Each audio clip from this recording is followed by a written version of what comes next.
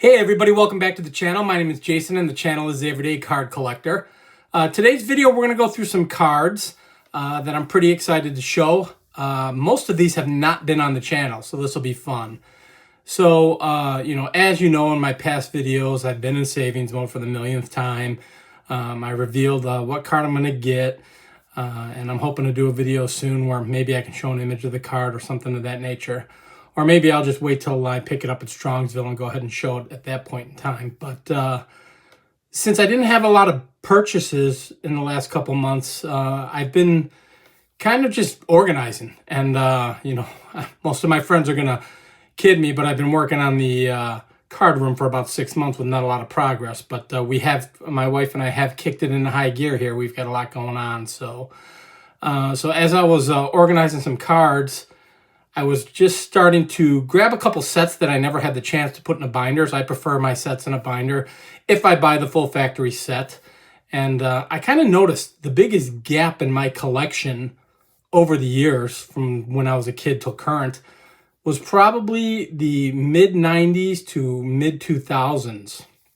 And I'm actually putting together or putting a set in a binder right now. It's a 2001 top set. But as I'm doing that, I was thinking to myself, I don't have a ton of cards from the early 2000s or late 90s for baseball. And kind of came to the conclusion there were several reasons for that. So I graduated high school in 91. And then I went to work about 2 years after that, 2 or 3 years after that. So I kind of looked back at time and thought to myself, well, that would have been, from mid-90s to early 2000s, I was kind of just finding my way, getting ready to get life rolling. So I actually got a job shortly after high school, 2 or 3 years later. Got a girlfriend, ended up marrying that girlfriend, and we had a family. So I was married in 99, and my first child was born in 2000. So there's a gap there of where I didn't have a ton of cards, and particularly baseball cards. So I kind of thought in my head, well, if I graduated in 91, I actually graduated at 17. But from about 18 to 25 is my biggest gap when you're really getting rolling in life, getting things cooking, settling down. We purchased a home, things of that nature when you're younger. But the main reason I think I don't have a ton of baseball is I may have said this on the channel a couple times. I come from a basketball family. My brother played all 4 years of basketball in high school. I only played one. I wasn't very good. My nephews played basketball in high school and college, and we were a basketball family, and basketball was our first sport. So during that gap, I never stopped buying, baseball, but particularly I bought a lot of basketball back then. So I have a ton of basketball from, call it the late 80s up into 2000. And I don't show a ton of basketball on this channel, so I thought it'd be fun to do this. I show a lot of Michael Jordan, so I specifically excluded him from this video. And I'm going to show cards of other players that I respect. But that kind of led me down the path as to why my gap in baseball, again, life starting from age 17, 18 to 25. But I think I was buying a lot more basketball back then. And in my opinion, this is simply my opinion, the golden era of basketball was, roughly 1978, 79. 80 is when Magic and Bird came in, up until like the early to mid 2000s. So you cover a gambit of just incredible players. And I'm probably biased on that because I was watching a lot of basketball back then. That being said, I have a real hard time watching the NBA now. I don't watch a lot of the NBA. It's a struggle for me because the game has changed so much. But I do enjoy March Madness, so I figured this would kind of tie in. So what I'm going to do is get the camera turned around. I'm going to show some cards from the late 80s up into the 2000s. Got a bunch of players here, really excited to show them. And we'll have a good time looking at some basketball cards for a change. So let's get into it.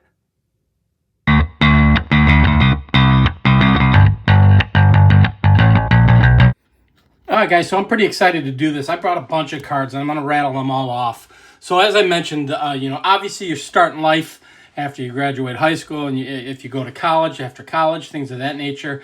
And there's a gap in your collecting when you become 50, 51 years old. My biggest gap was probably from the time I hit about 18 till about 25 years old. And there was a lot shaking out then. I was working, I got married, I had my first child, so things of that nature take place. And I thought that was the biggest reason why I had a gap in my baseball card collecting. And when I say baseball card collecting, I'm talking about baseball cards in specific. But as I dug into it a little bit more and started digging through the collection, I noticed I was buying a ton of basketball back then. So that was the golden era for basketball, in my opinion. As I mentioned in the intro, maybe 79 to the early mid-2000s was prime basketball, in my opinion. I was born in 73, so I didn't get to see a lot of the older players. My first memories of basketball are the Boston Lakers rivalry of the 80s. So, you know, Showtime versus fundamentals of the Celtics of the 80s. That's kind of my first memory of basketball. But we have always been a basketball family, and I found myself obviously living in Chicago in the mid to late 90s, and for that matter, early 80s. Michael Jordan was the number one guy, right? So I gravitated towards basketball then, and that was my first sport that I truly loved. And like I said earlier, I don't watch a lot of NBA now because I find it difficult to watch. But I do really enjoy March Madness, so I thought it'd be fun to show some cards. So what I did is I grabbed cards of players I really admire throughout this era, and we'll just show them real quick. Not an expert on all the sets, guys. I'll try and get them for you as we're showing them here. But, you can't start off... let me preface this by saying there are no Michael Jordan cards. I specifically left him out. In my collection, he can get a video for about 2 hours. But started off with one of my favorite players aside from Michael, and that's Magic Johnson. So this is 91 Flair. These are really inexpensive cards. You can find these in bargain bins all over the place. Grabbed a couple more. This is 89 Hoops. Again, this is late 80s stuff. So this is very inexpensive stuff, guys. You can get this anywhere. 91 Upper Deck was the first inaugural set of basketball. I bought the entire set. There's my Magic Johnson out of that set, and they printed the heck out of it. My favorite card out of that, I've shown it on the channel a couple times, is Michael versus Magic in the NBA Finals, 91 NBA Finals. And I've got a lot more of cards of these players, but I just grabbed a few. I didn't want the video to be too long. If you're gonna show Magic, you got to show Larry. One of the purest shooters, one of the most fundamentally sound, and one of the smartest players in NBA history, in my opinion. Just a great, great player. So again, this is like 89, 90 Hoops. So you're going to see a lot of late 80s, mostly 90s, and then some 2000s. This is the 89 All-Star. Very cool card. And then I've got 90 Flair All-Stars as well. So a couple more players from that era, maybe a little bit after them. Well, definitely after them. Very underrated point guard, in my opinion, John Stockton. I've seen interviews with other NBA players saying he was one of the dirtiest players ever. He did have the record for, or still does, might have the record for most assists. I think he blew by Magic in that, if I'm not mistaken, but don't quote me on that. So now we're getting into some 90s cards. This is Flair Ultra. I love the script or the cursive writing on those. So definitely wanted to show that. This is Flair Ultra as well. These are cool. And, if you see the Michael in this card, it's obviously worth a lot more than the John Stockton, but these would be inserts. Most kids know this next player as a commentator. I loved him when he came into the league. He was brash and arrogant, just like he is on TV, and he was going to tell you like it is, and that's Charles Barkley. So this card is when he was with the Rockets already at that point in time. But I do have some of his older 80s stuff or late 80s stuff when he came up to the Sixers. And he was the round mound to rebound. And don't let his goofiness fool you guys. He was a fantastic basketball player. Came out of Auburn.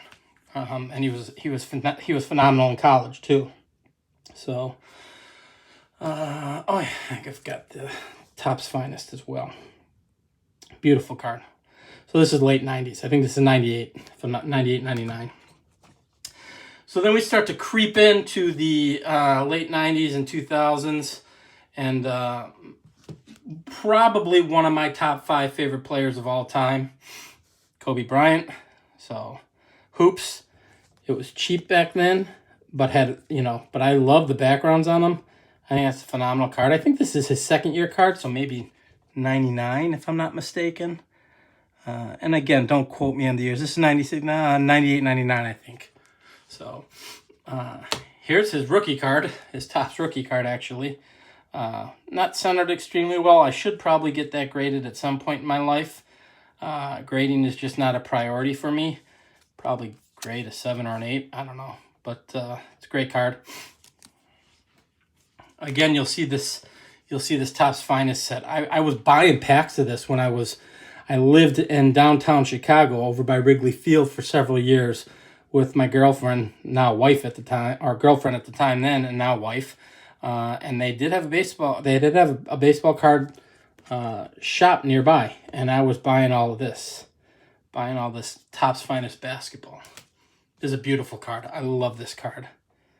That's a great card of Kobe. Flair. Beautiful. Then you get into some of the forgotten players, pure shooter. Ray Allen rookie card. Pure shooter. Just a phenomenal shooter. Out of UConn, I believe. Just a great, great player. The big fundamentals. Tim Duncan, possibly one of the best, if not the best power forward in NBA history. And he probably makes my top 5. I don't know. It'd be tough. Maybe I'll have to do a video on that. Top 5 NBA players of all time.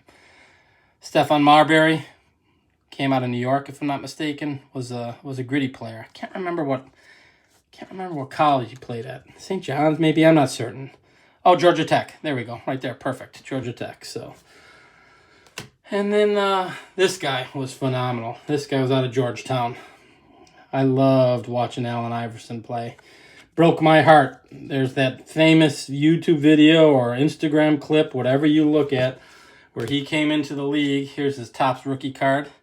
Where he came into the league and he crossed up Michael like nobody's business. And it just crushed me to watch Michael get crossed up. But Allen Iverson was he was a dog, man. He had that dog mentality. Iverson, Jordan, Kobe, those are the kind of guys who I like to watch play. Just dog mentality. A lot different than today's game. You will not see any LeBron in here, and I have a bunch of LeBron to include his rookie. I'm not the biggest fan of LeBron, so another dog, Kevin Garnett. So he's originally out of New Orleans, but played his last year or 2 years. This is a refractor, actually, I think, if I'm not mistaken, out of Topps Finest. Played his last 2 years of high school, another hoops insert, in Chicago, at Farragut High School with Ronnie Fields. For those of you who don't follow a ton of high school ball or ball back in the day, Ronnie Fields was going to be the next thing. Him and Kevin Garnett on the same high school team was ridiculous. And Ronnie Fields got in a car accident. But for those who live in the Chicagoland area, these are cool cards. The Holo GFX or Holo GFX. For those who live in the Chicagoland area, you're pretty familiar with Ronnie Fields' name. He was a phenomenal player in high school. So, David Robinson, another great player. All the centers back in this era were phenomenal. Olajuwon, Robinson, Ewing. You just had so many great centers. This is a great card. Jam City, David Robinson. And I actually have the Kobe Bryant Jam City too, which I think is his rookie year. I think it's an insert out of the rookie year set of Flair Ultra. Oh, I hope I said this center. Probably my favorite center out of that time and era. Hakeem Olajuwon. Phenomenal player. Footwork, soft touch shooting. Could do it all. Great defender, block shots. He did it all. Here's a sticker of Olajuwon. Very cool. I think I got the Michael sticker on this as well. I don't even know so this is Upper Deck. And then another hoops with the cool background. So growing up being a Michael Jordan fan, guys, I was a huge North Carolina fan because of Michael Jordan. And if you're a North Carolina fan, you gotta be a Vince Carter fan. This guy was just ridiculous. In his prime, he was ridiculous. He was the possibly one of the many second comings of Michael. You heard that through a lot of players, Harold Miner and Vince Carter. They were all going to be the next Jordan, but none of them quite reached that plateau. But Vince Carter was a phenomenal player and played for like 20 or 21 years in the NBA. These next two of Vince Carter are not even playing days. Actually 3. But they're such beautiful cards. They're the cracked ices that Prism cracked ice. I got them out of bargain boxes for like $1. And he was one of my favorite players from back then. Him, Tracy McGrady, who are actually cousins, started up through the Toronto Raptors together. But aren't those cards beautiful? They're just gorgeous. And they were like $1 a piece. If you're gonna talk about the late 90s, Big Shaq. I do have a bunch of his cards with the Orlando Magic, but I tried to find cards with a little bit of flash. Here's the finest set that I was just ripping packs and packs of back in the day. There's an Upper Deck insert. Very cool. And then we have another one of those Hollow Gs or HG FXs, whatever they call them. Just beautiful cards. I had a couple here of the big fundamental Tim Duncan as well. StarQuest Red. These came in red, blue, and green. I don't know which one was the most rare. I think maybe green. I'm not certain. And then again with that Topps Finest set. And then creeping right into the 80s and 90s with his rookie card. And I only grabbed one of his cards. But he is another guy who could just get up and he just dunked with authority. And that was Shawn Kemp. So that's his Flair rookie card. I just remembered during the pandemic, this card was going for like crazy astronomical money. And I think you can find them in most dollar boxes now. So maybe it was just because of a high grade. I can't remember what the deal was behind it. But it was just insane. I remember seeing that going, that's insane. Because I had like 4 of them that I probably got for like less than $1 a piece. So let's get a couple guys up there. We'll get Iverson up there. And then who do we want? I want an older player. We'll get Larry up there. Larry deserves some respect, so we'll get him up there as well. So, yeah, that's it, guys. I just wanted to show some of these basketball cards. I was doing some deep thinking on why there's such a gap in my baseball card collecting. And again, like I said, a lot of it had to do with timing and getting ready to raise a family and getting married. But a lot of it was I was buying basketball back then. And I do have it's the second largest part of my collection right behind baseball. So I still enjoy these cards. I think the 90s and 2000s for cards were pretty innovative. So there was a lot of cool stuff. And as I was digging through this, I was just having a blast. So I know most of you guys are baseball guys, but I hope you enjoyed this. If you did, please feel free to like and subscribe. We'll talk on the next video, guys. And again, I hope you enjoyed this. Thanks, everybody. Bye-bye.